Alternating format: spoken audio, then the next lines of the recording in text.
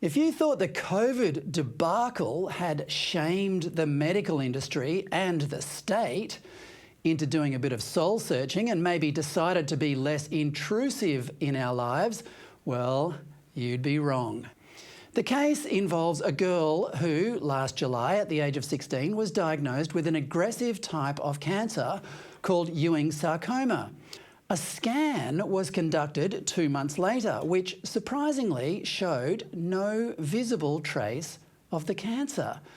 The girl and her parents, who are all devout Christians, took this as evidence that God had answered their prayers for a miracle cure. The judge in the case, Justice Michael Meek, said, quote, "I accept that AC, the girl, has the ability to make decisions, but nonetheless, I declined to make a declaration of that effect."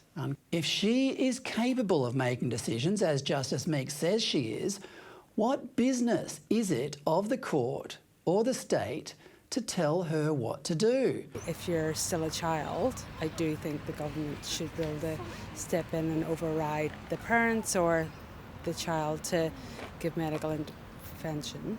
Where do you draw the line? I mean, what if you were overweight and someone from the government said, "I'm going to force you to go on a diet because otherwise you'll develop a heart condition"?